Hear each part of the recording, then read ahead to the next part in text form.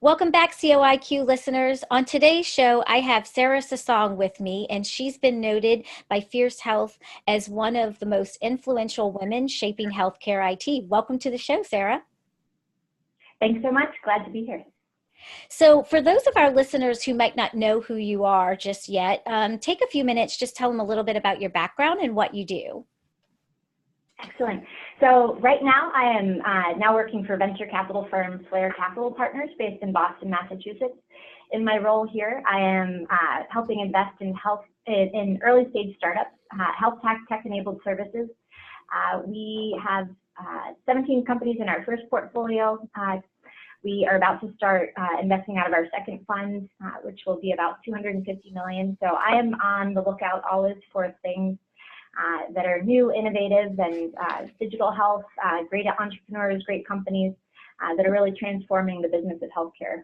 But I got into this by working on the front lines of healthcare systems across the U.S. And so I'll share a little bit about that as well. So began my work at the U.S. Navy back in 2003 after grad school. So I was a Lieutenant JG overseeing primary care operations. Then I was at Kaiser for 8 years and worked on a lot of different technology compliance projects, one of them being Kaiser's first large-scale telemedicine program. And then Boston, for the last 6 years, I was the co-founder and helped launch the first part of Mass General's digital health program. So we launched video visits, second opinions. So that was from 2011 until just last summer. So I come from a place of piloting things and seeing what sticks to the wall and then executing and scaling it at a large scale. Yeah, you've been involved in some pretty pioneering projects, and from what I know about your background, all the way from concept to full scale implementation. So I think we're going to have a really exciting dialogue today. So Wonderful, tell me, excited. very fortunate. Yeah, so tell me how you got into telehealth. So completely fortuitous. So I don't think it was, certainly not a direct connection, but when I was in the Navy, one of the things I was excited about was the fact that I'd barely turned 24, and they put me in charge of overseeing the primary care clinics of 13 clinics across San Diego. And one of the projects that I was assigned to was implementing video conferencing systems all across these clinics. So there just happened to be $500,000 of Polycom video conferencing software and all of the equipment sitting on my floor. So one of the things I did there was implement that. One of the clinics was in a desert, 100 miles east of San Diego. One of them was San Clemente Island, 30 miles off the coast of San Diego. But that wasn't the direct connection. I really found that I liked doing projects more than the day-to-day operations when I was in the Navy. So looked for consulting style jobs and moved to Northern California and worked for Kaiser for 8 years. And I worked in 3 different groups within Kaiser. I worked for the health plan hospital, and then I worked for the medical group. And then in the end, I worked for the national group as well, which was called the Federation. But when I was working for the medical group, we had a VP who came to us and said, we have this area in Northern California where we have this severe problem of derm wait times. We can't get patients in for 9 months to a year for these derm conditions. And obviously, that's too long to wait. And he didn't give us the solution. He just said, can you solve the problem of this derm access? And so we approached this problem, and obviously telemedicine was one of the things that we came to as an idea. But the only telemedicine being done back in 2008 was at UC Davis, and they were doing all video-based telemedicine. And for us, the problem was the amount of dermatologist time available to see these patients. And so the 2 fabulous dermatologists I worked with, Elizabeth Cass and Eileen Crowley, said, we can see in 5 seconds and a photo what this derm condition is.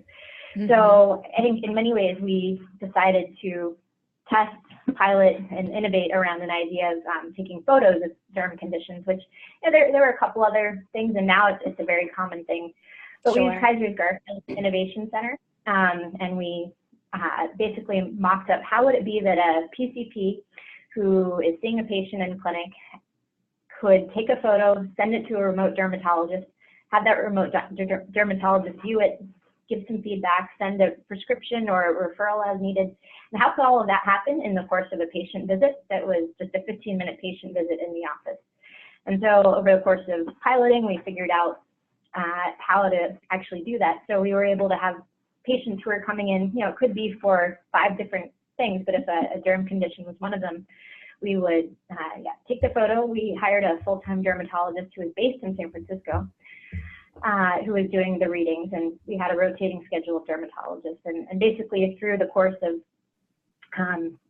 getting buy-in from the clinics, getting buy-in from the PCPs, getting buy-in from the patients, we were able to get to the point where we were doing 3,000 of these, what we call derm e-consults a month.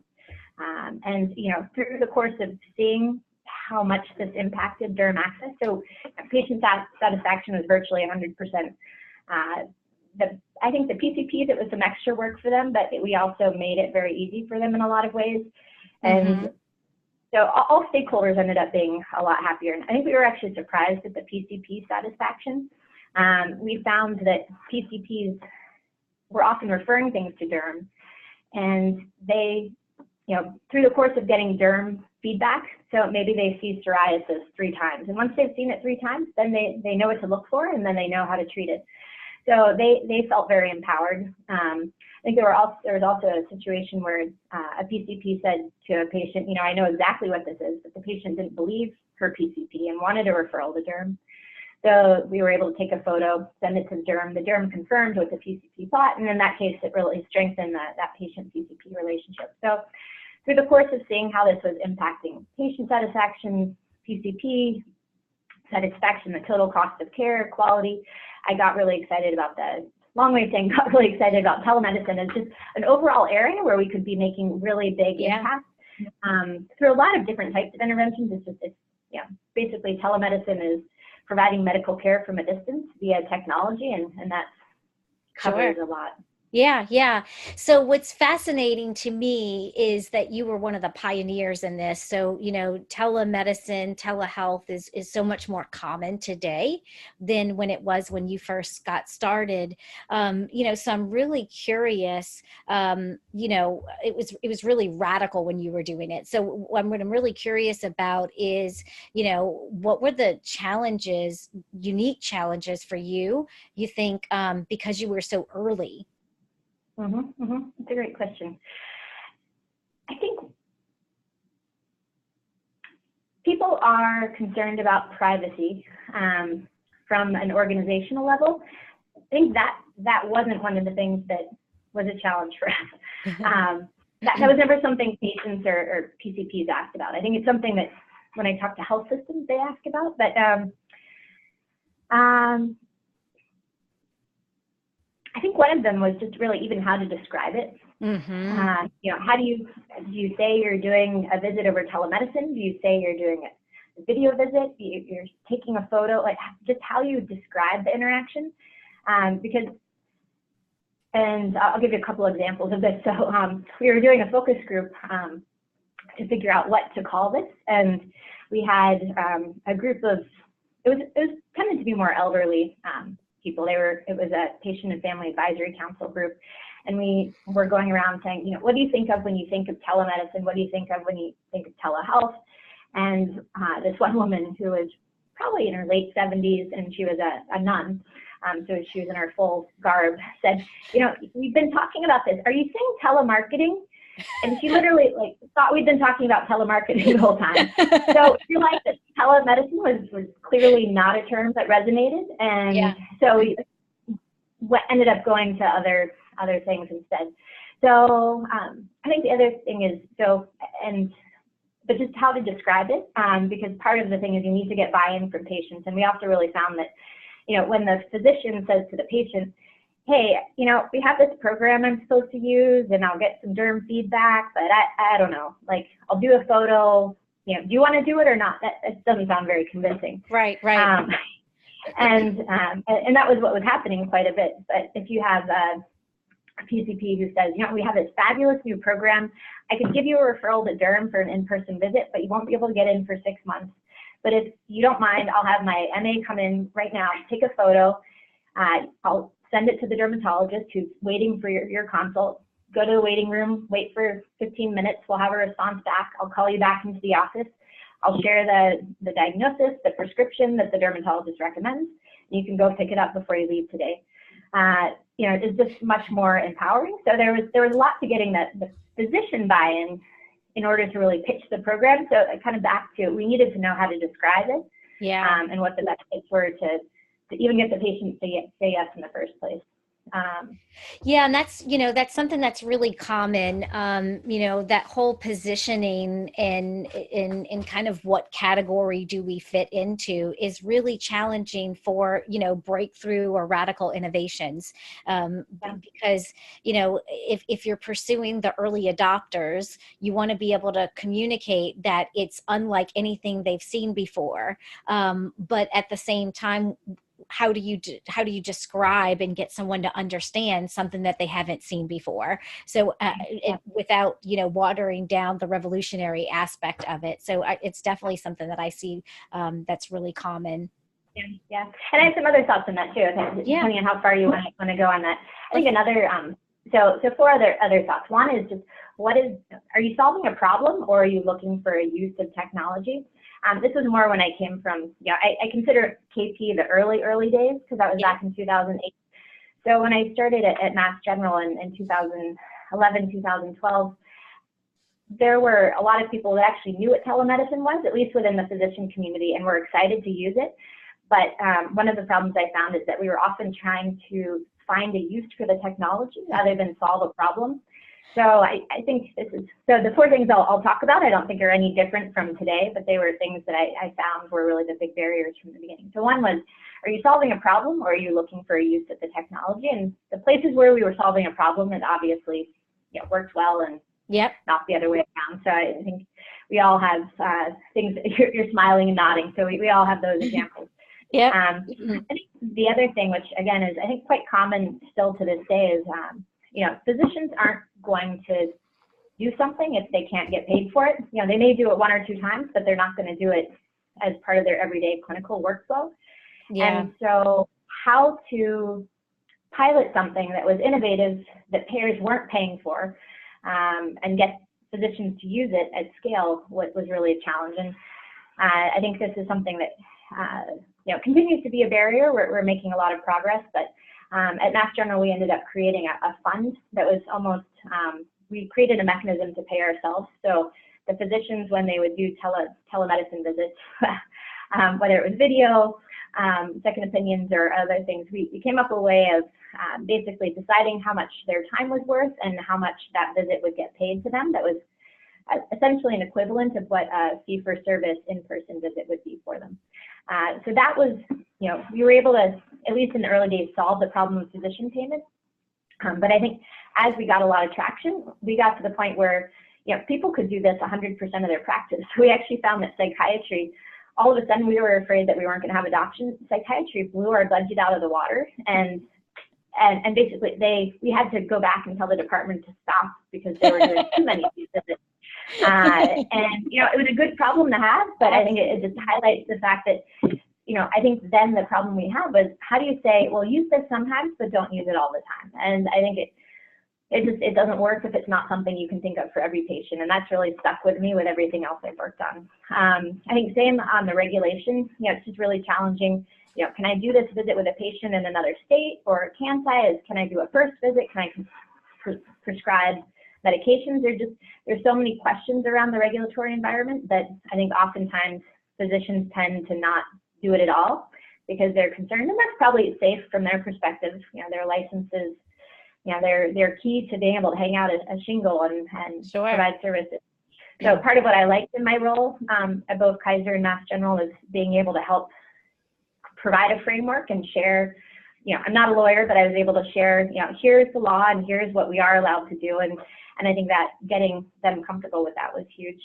And then the fourth challenge would say, I think it's probably still the biggest one and the most important is, you know, you have to have leadership buy-in and vocal endorsement at the highest levels. And, you know, I found that through the course of various work I was doing, I was hearing from our leadership that this was of utmost importance. Telemedicine and digital was the future. It was something that we had to provide to our patients, our physicians had to do. And I would go, so that was the message I preached. That's what I evangelize. It's what I believe, and that's what I convinced people. Yeah, it's what I convinced my team of, our leadership of, and others. The challenge I found, which was really surprising to me, is I would go and I would talk to the chiefs of the departments. And, they were bought in, they were excited, but they would say to me, Sarah, I absolutely agree, and I want to do this too. But at the end of the day, our CEO has a list of 10 goals for me for this year, and digital health and telehealth aren't anywhere on there. Mm-hmm. And we've got so much to do. We're being told to cut budgets. We're, managing staff. If it's not on the top priority list, then it's not something I can really tell my team to focus on. So I think part of it was figuring out how to work with leadership so that this was really, it wasn't coming from Sarah, because that wasn't the powerful message. It was coming from the leadership. So I think there are a number of organizations that have really highlighted from the very top how important digital is. And I think Cleveland Clinic has access anywhere, anytime as a theme. Mayo Clinic has the goal to touch 200 million lives by 2020. And, those are things that they're very much enabling through digital. And if you go to their patient websites, access to a physician via video and second opinions is right there on the front page. So really a lot of the work I did was trying to get this to be something that leadership is saying, in alignment there. So it's really fascinating, because those four things actually hit not all the questions, but every one of those are on my list as questions. Okay. So I love it. So I kind of want to start with the first one. You kind of talked about, starting with a problem versus starting with technology and trying to find a use case. Talk about, how did you overcome that when, obviously when you start off with a problem, you're going to have a lot more success. So, when the organization is really starting off with more of technology, what did you have to do to really change that? Was it to, kind of reverse engineer and find the problem? Was it, getting patients or providers involved to kind of help educate and identify what was the most important problem to be solved? Was it one of those leadership, challenges? Just kind of help our listeners understand how you overcame that, because I think that that's something that, folks run into really often. They get really, really excited about the technology and then kind of look at trying to solve the problem later. Yep. No, that's a great question. And for the listeners' benefit, I got none of these questions in advance. Apologies if I'm pausing and thinking for a couple minutes on this. No, thinking's good. Yeah. So, I think the way it first hit me was, when I was at Kaiser, I was doing a very structured program that was solving a very specific problem that was handed to me.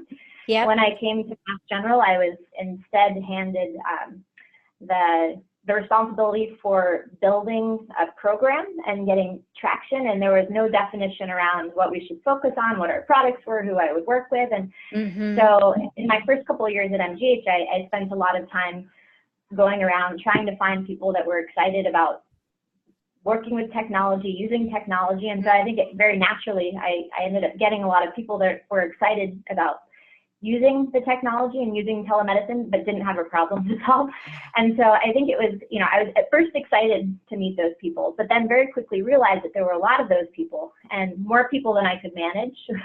And so it actually turned into one of those things where in order to manage the volume of inbound interest, I really had to say to my leadership and, within the small team we had, of these, I'm a team of one, or, there were a couple of partial FTEs that were helping out in the early couple of years. How do we prioritize among these 10 things sitting on our desk? And I think one of the things we started to say was, let's come up with some sort of framework for how we say yes to some things and no to other things. And that's, I think, was really driven, and gets at your question of how we got people to think about this as solving a problem, but it's a little bit more nuanced and specific. So we came up with this framework that we called PERC, so prioritization, impact, readiness, and complexity. And so we started to look at these initiatives, and when we said no to things, So I think part of the reason we had to do this also is because I'd say no to something, there's no problem that they're solving. There's no market that's willing to pay for this. And the person would email their chief, who would email their VP, and then the VP would email my bosses, and my bosses would say, Sarah, I heard you said no to this. You need to do this. And I'd say, but this is not at all aligned with what we're trying to do. So I think establishing this framework was also a way of getting my direct bosses and also the hospital leadership on board with this is how we were thinking about these programs, so that the next time that thing came through, the VP that was looking at it said, yeah, no, that actually it's not a priority of the organization, or that's a really great program, but you're probably going to have one consult a year, and that's just not high enough. So we thought about things in terms of prioritization with organizational strategy, and the two things we were thinking about were population health management. How is it helping manage costs, increase value, impact quality, or was it something that was helping sort of expand our network within the Mass General system? So that was priority. The impact really was around how big was this. We had some programs that when they worked would save a life, but if they were only happening once or twice a year, was it worth putting together these huge contracts and spending 100 hours of staff time to put all this in place, or is it worth spending that time on something where we have one consult a day, or 100 consults a week, and so it really helped us shift towards things that were higher volume, and that's really what gave us the early learnings we needed to then be able to go and do those smaller volume programs. Complexity was the third one. If you wanted to do a program that involved video and imaging, and it was across state lines, and you were going to be doing new patients, and you're going to have to bill Medicare, just the more complex it became, the more difficult it was for us to put all the pieces together. Sure. So that was one of the things we thought about, and is I think good for people to think about with their programs. And the last was readiness. If you had a department who was ready to go, someone they had assigned who was an admin or some sort of project manager to help, if they have physicians, all of that readiness, this factor. If they had a client who was willing to pay, all really helped. When we had a single physician or a single administrator who had an idea for something but had not yet checked the market and engaged interest, it leaves things in a very different space. So it was ultimately around getting back to, we were trying to solve a problem. We were trying to solve problems that would be able to really make an impact quickly in a way that would be good for the organization, good for the customer, and really move the needle. Mm-hmm. Yeah, that's great. So let's kind of move on to the number 2 that you talked about, physician payments. So obviously that's going to be really critical for motivating them and getting them inspired and engaged. Help me understand, and our listeners understand a little bit more of, what was this creative fund that you came up with? Mm-hmm. Yeah, so I can talk about that. And in some ways, number 2 and 3 on the reimbursement and regulatory, are also part of this bigger theme of just physician adoption in general. Yeah. I think a big one. So maybe I'll talk about it in terms of physician adoption. Perfect. And I can talk about the fund piece of it as well. But so I think solving the physician adoption problem is something else big. I think we look at the typical hype cycle chart all the time, and typically we're seeing that it's a few providers as opposed to many, and I think this is something that became obvious to us really early. So I mentioned the fact that behavioral health and psychiatry blew our budget out of the water, and I'll describe the budget. So basically what we did is we came up with a pot of money, and when physicians bill for in-person visits, they assign a CPT code, they write the visit note, they submit that to the insurance reviews, basically sends it back with the payment based on that patient's eligibility and everything else. So far simplifying this, but what we did is we set up a mechanism where physician, we spent a lot of time thinking about what was the right level of payment, but basically came up with something that was a dummy CPT kit system. So instead of putting the actual code, they would put VIR or VID something. So anyway, they came up with a code, and they would click submit in the same way that they did their regular visits. Yep. And instead of that code basically was a signal to our billing system to not send the bill out to the payers, and instead to send it to this internal group that was looking at these visits.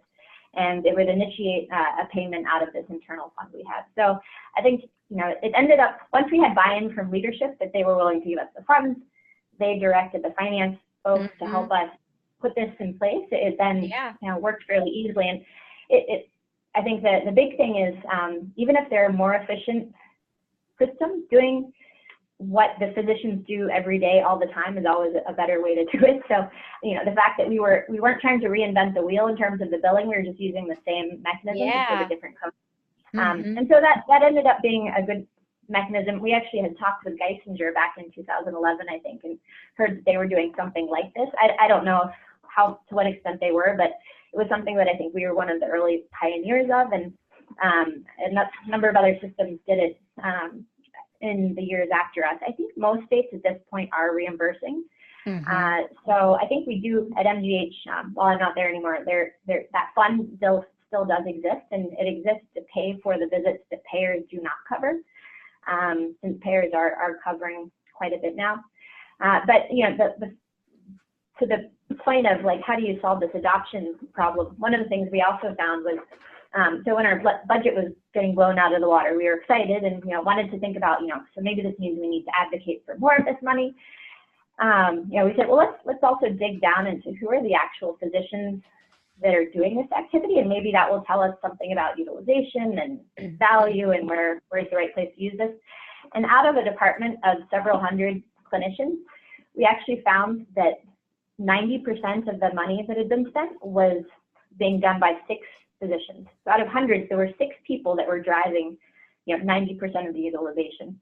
So it was, I think it also highlighted us just to this bell curve. It was something that 6 people were doing, not the whole department. And so it was great that those 6 were doing it, but how do we get the broad adoption? And so that was something that really became our focus in the years ahead, was how to, why was it only these 6? Why wasn't it the others? And I thought it was unique to MGH. As I've talked to other health systems, this is not unique to us whatsoever. And as we rolled out to new departments, we found likewise, it was the same in neurology, it was the same in cardiology, it was the same in ortho. And I think one example that I use a lot that continues to puzzle me and would love, I really should reconnect with these 2 women to delve into this more. But we had a woman who is a female cardiologist of a certain age, of a certain ethnicity, of saw a particular type of patient. There were 10 different descriptive details around her, and she had so many visits that she was doing over video that she had enough that she could do an entire clinic. So she was doing like 10 to 15 patients a week at home, not in the office. And so she, again, kind of where cardiology was concerned, she was blowing it out of the water. And she had a female counterpart who literally sat right next door to her. Those 10 descriptors also fit her colleague to an absolute T. They saw the exact same patient, and that woman had tried video visits, didn't like it, and didn't use it at all. So I think when you try to say, is this something around, is it a certain age, is it a gender, like what, is it because it's the right clinical condition? I don't think there's an easy way to say, oh, it's just an age factor, it's just the type of patient. So there's some trick to this adoption that we have not yet solved. So I give that more as an example of that. I think don't be quick to jump to conclusions around so one of the things why that people are adopting or not. Yeah, so one of the things that I talk to clients about regarding that is this early adoption strategy and kind of the bell curve that you're talking about and how that aligns with the diffusion of innovation model. And so one of the things that I see happen all the time is, they've got a small subset of the population that are innovators and early adopters. And if we can identify who those are in the population, then we're going to have a much greater adoption success than we would if we were going after the mainstream market. What I find happens most often is the health innovators that we work with, they just kind of see the market as kind of like a whole segment, like you're talking about, and they're banging on the door and trying to convince the mainstream market to buy in, and they're just so much more risk averse than the early adopters that or trying to get laggards to buy into it. And so it becomes so discouraging for them. And sometimes they run out of money before they actually get to market. because Mhm. they're, trying to convert, the wrong segment of the population. So I think having that early adoption lens is really, really important. Yeah, yeah, and Um, actually one thing to that point, I think as we saw that there were these few early adopters, some of the goals that we created ourselves were around having broad adoption across the entire department and like having the entire department do it. And I think there are arguments for both sides, but where I come down is on the side of this isn't something that needs to be for everyone. I'm of the opinion that there could be some people that are really good for in person and that's what they love, and there are some people that maybe want to mix, and some people that almost, I think having a mix is good, but some people who maybe want to do mostly virtual. And I think the idea that this is something you should have everyone doing at the same levels is, just doesn't really match human behavior, at least with how we practice medicine right now. So, and I think that was just highlighted with my Kaiser experience. One of the early dermatologists that we used, he was just not a good people person. He did not interface well with the PCPs. The way he interacted, it did not go well. When people interacted with him, they did not want to do this ever again. And there were other people that, were just lovely. They, were very careful about developing the relationships and, being really a consultant to the PCP and not, it was a lot around communication and style. Mm-hmm. And I think the same thing was true at MGH. So there are people, for whatever reason, maybe it's tech savvy, style, communication, everything else, but I'm of the opinion that, maybe it will be not the entire bell curve ultimately. Maybe it'll be more beyond that, just early adopters, but that's a good place to start. And I don't think any reason to try to force things beyond that sooner than we need to. I like to use the cell phone because I think it's so pervasive that it's really easy for us to like kind of use that as an analogy. You had groups of people when the iPhone first came out that were paying $700. And at that time, that was like just absurd amount of money. And they were standing in line overnight, right, for days to get to be the first person to have this iPhone. And today you still have folks that have a flip phone and they are not going to let that flip phone go until they don't make it anymore and someone takes it from them. Yeah, very true, very true. And that's been much more like letting the market drive. I think healthcare is one of those things where to some degree the hospitals aren't really following. It's healthcare is so different than the rest of the tech market in that patients often want their physician to tell them what to do. So unlike the cell phones, where it's something, no one's recommending anything. I just go and I get what I want. Right. But I think very true that there's that same adoption curve. But sure. Healthcare is even more complicated because then the physicians want the buy-in of their broader department, the organization. The patients aren't going to want to do it until the physician says it. And I actually have an example of that. We had a snowstorm a few years ago in Boston, and we thought, what a great opportunity to convert a lot of in-person visits to virtual to, get people. Oh, yeah, right.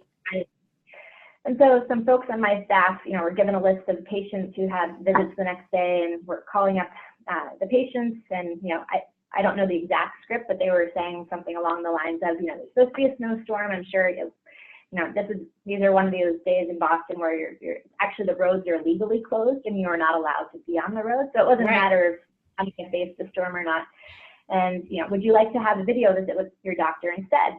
And so I got a report back from a couple people on my team that we'd had no uptake, that, out of 30 patients asked, none had said yes. And I said, can I get on the phone and try some of these?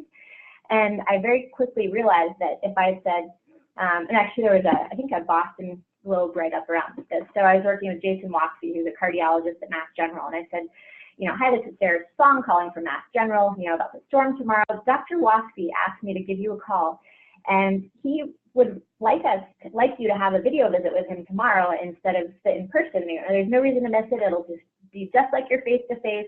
But, Dr. Watsky wanted to make sure that was okay with you. And that knowing that it was coming from him directly as opposed to feeling like a robocall, I had 100% of patients say yes. And so I circled back with the rest of the team and modified how the question was being asked. And, just even little things like that, you don't know unless you're on the front lines. actually talking. So, I mean, if it hadn't been for that experience and me getting involved and chatting with patients directly and messaging it differently, it could have been that we came out of the storm saying, wow, even with a storm, patients don't want to do this. But it was actually just how we talk to them. And, you know, so knowing it came from their physician made all the difference in them wanting to do it. I think that's such a powerful insight, that the language and the messaging can make such a huge difference. And like you said, you know, you can walk away thinking that people just don't want this technology, even when they're stuck in their home. And that could be a complete wrong assumption, right? Because there's so many variables at play. That's just such a profound example. Thanks for sharing that with us. Yeah. So a couple of things that I also want to talk about is a pilot. So, you know, you've done several different pilots. And so for those of our people that are listening in our audience, many of them are either, you know, in a pilot right now, or they're, developing all of the guidelines and negotiating their pilot. So what are some best practices or must-haves that you would recommend that they stay mindful of in the pilot kind of like pilot agreement, pilot development process, in order to make sure that when that pilot is over, that they've got what they need to, kind of implement at more full scale? Mm-hmm. I'll start with three things, and maybe we'll go beyond. But I think one, being mindful of that prioritization framework. Mm-hmm. Won't start with don't. Do something that you think is scalable beyond the first, that's bigger than what you're doing right now. So you have to start small. I know there's a big move away from calling things pilots. Even things that are pilots, people are saying, don't call it a pilot, call it a program, because that creates a certain amount of sort of organizational and departmental buy-in to the fact that this isn't something that is it's not ready yet, right? Not ready yet. Like, programs aren't ready yet too. So I feel like I hear everyone talking about these things called programs, and they're actually pilots, but they're calling them programs. So, yep. Please, I'll leave that to the audience and their stakeholders, but I agree, they're really pilots. So pilot something that you think is scalable beyond what it is you're doing initially, in a big way. And I think, the traction that we got in video visits at Mass General was one of those things. The problem that came to us, and this was within the first couple of years, was the problem of a psychiatrist, Janet Wozniak, who had patients coming in from all over Boston for treatment for autism, ADHD, and bipolar and other things. But through the course of giving them medication, they were often on treatments that required her to modify the doses and the medication themselves over the course of multiple weeks. So these patients were sometimes coming in twice a week, but coming in weekly, twice a week, so very, very frequently. And especially around the autistic population where she started, by the time a kid is pulled out of their regular environment, so they're pulled out of their school, they're brought in the car, then they park, they find their way up to the 8th floor of the building, and then they're waiting in the waiting room for an hour.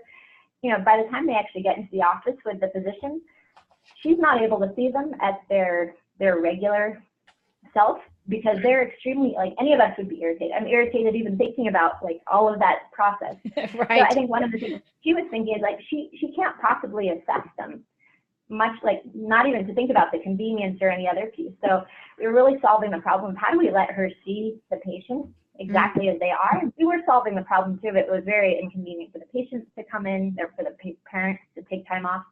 So we solved this problem of being able to do a follow-up video visit for patients with autism, but very quickly, we did that knowing that this is something that could be used so broadly and applicably.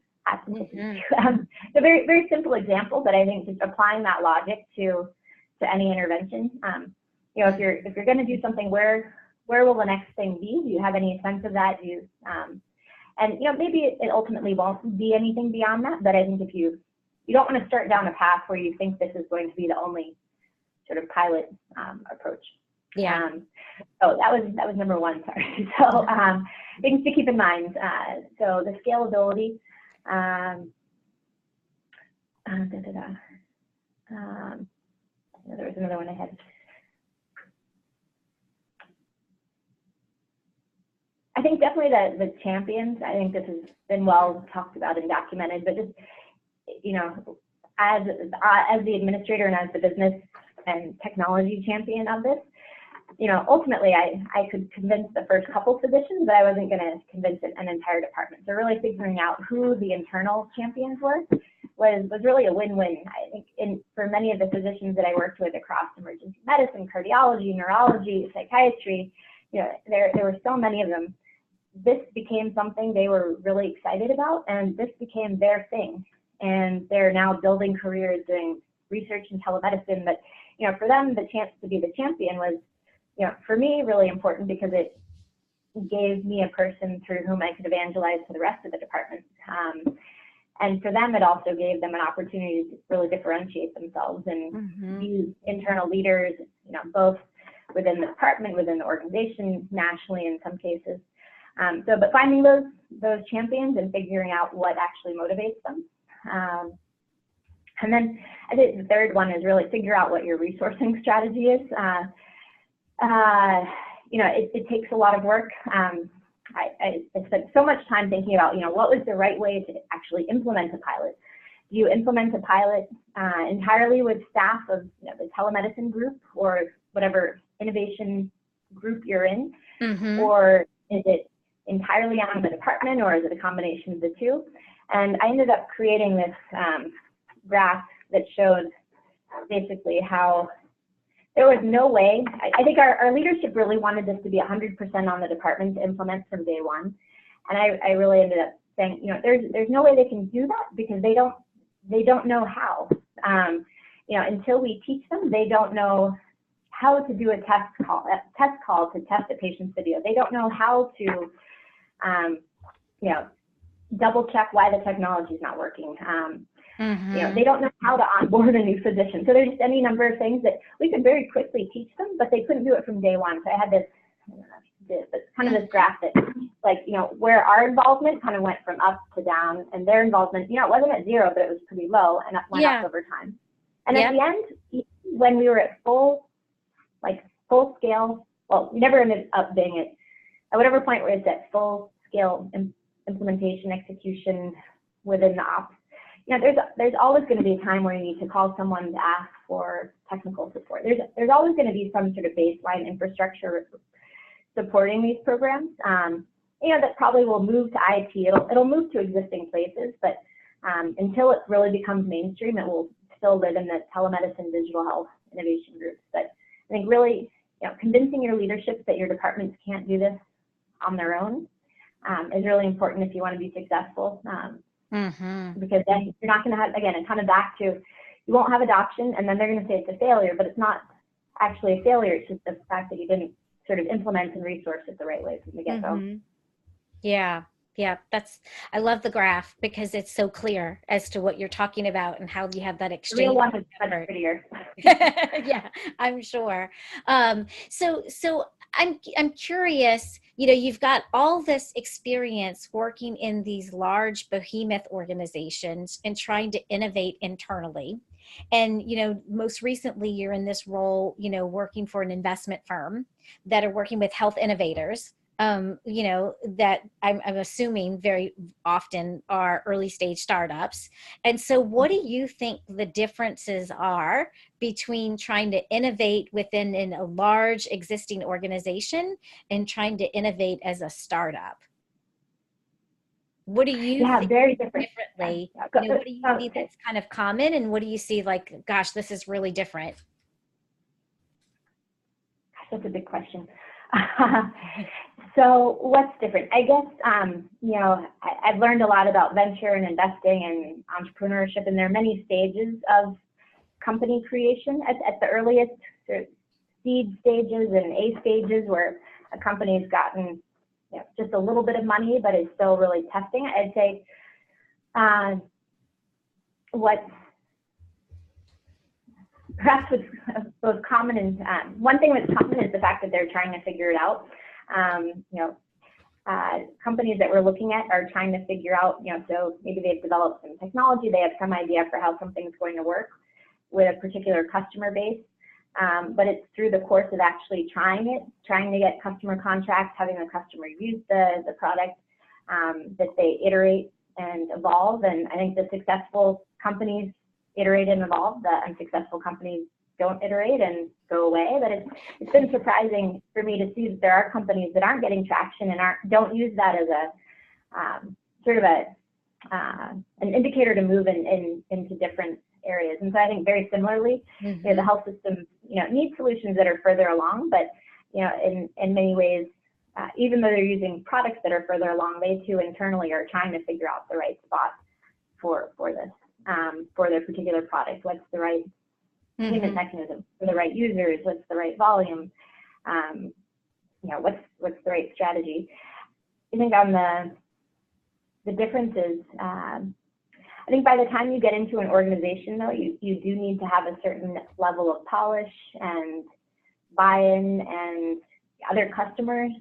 I know at Mass General we did do some things where we were the first, but as we looked at technology broadly, we were very often looking to see, okay, have you used this with other providers and health systems? What was their experience? Have you actually worked with an academic medical center? Because even those are very different. Sure. And so we were really looking for that traction. With startups, you don't need that. We see people, actually we talked to someone earlier today who has an idea for something. It's literally an idea, nothing even on paper. Yeah. And that's okay. And so the fact that it can be much earlier and conceptual, is I think one of the differences for me in figuring out how to work and think about the space. So yeah, that would be a good full-on podcast. Right. Similar between, but no, there are many, but I think those are ones that come to mind right now. Yeah. So and I completely agree. I think that we could talk, we could probably have 3 episodes because you've been involved in so many different angles. I think there's so much to talk about, but we'll have to do that on different episodes. But I do have just a couple more questions for you, kind of just switching gears and putting on maybe more like the Flair Capital hat in your current role. A lot of our audience is these health innovators that are pitching to people like you. And so, what advice do you have for them that are in the trenches right now? I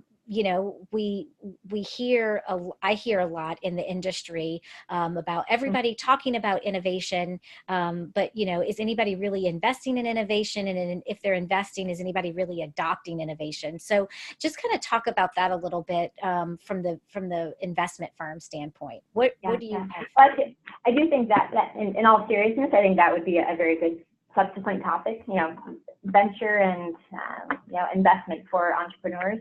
She gave a talk at the American Telemedicine Conference in New Orleans last month about this. And so I put some thoughts together, and so a lot to say on it. I think one is digital health investment is at an all-time high. 2018 saw the most money ever put into digital health. So I think that says there's a lot of interest from the market. I think at the same time, the money is becoming more and more concentrated in later rounds. And so people are looking for more mature solutions. So how do you approach, I guess the short answer, since we're coming up to the end, is, you've got to have, even at the seed stage, an idea for what your product is, what's the business model, what's the competitive marketplace, oftentimes in order to be successful, you need to start small, but what is the vision for the big business that you're building? That's good to say up front, because if an investor doesn't see that this is going to be a return on the investment, ultimately we have people investing money in our funds that we are then investing in companies, and we're very much about improving patient care and improving the healthcare landscape. But if we go back to our investors and don't make money at the end of the day, we're not going to get that next round of investment, and we won't. So margin over mission is one of those things. Right. Said a lot of the time. So I think you really have to be very clear on what the problem you're solving is and what that product is. And I've just been surprised at how many entrepreneurs haven't really thought through all those points. It's fine if you come in saying, I haven't thought this all through, and here's what I'm thinking about. But if you come in saying, here's my product, and you haven't thought through those points, that's a different story. And yeah, there are so many accelerators in different cities now. So Massachusetts has the Mass Challenge Health Tech program. California has TechStars. There are programs in virtually every city. Those Sure. can be really, really useful in helping helping entrepreneurs refine that messaging, thinking through that, actually partnering them with clients. But I think really having your pitch down would be the number one thing. Yeah, that's great. What project are you working on today? So a lot of different projects. There's never a single project. This world appeals well to my desire to be doing a lot of things in different spaces. I'll just say briefly, we have our limited partners who invest in us, and so I'm working with them to make sure I understand their strategy and supporting the partners working with our portfolio companies. And that really appeals to my operator side, so doing day-to-day operations.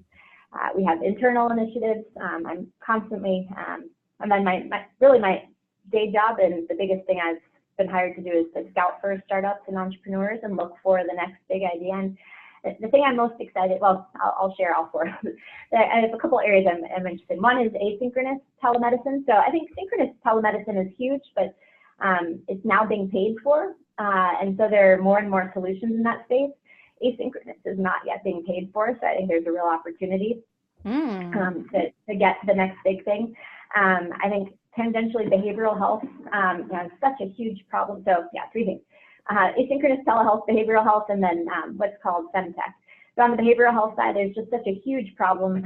Again, video won't solve anything. We don't have enough psychiatrists or therapists.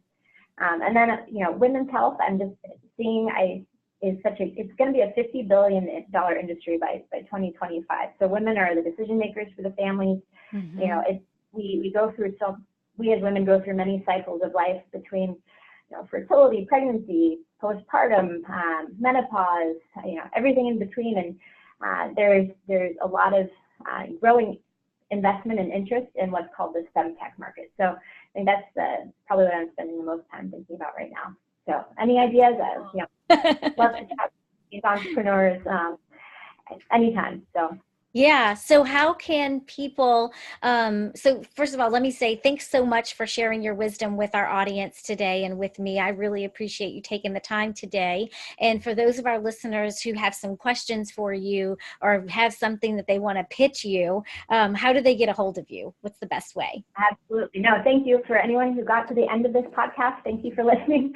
And yeah, happy to share my email to my Twitter handles at Sossong Sarah. Email is sarah@flarecapital.com. And I think that's also on my LinkedIn. So LinkedIn is just Sarah Sossong, and you can also ping me on LinkedIn, but probably email is the most direct. But any of those three forms. And yeah, happy to have you share that when you put this out there. Awesome. Thank you so much, Sarah. All right. Thank you so much. Thanks.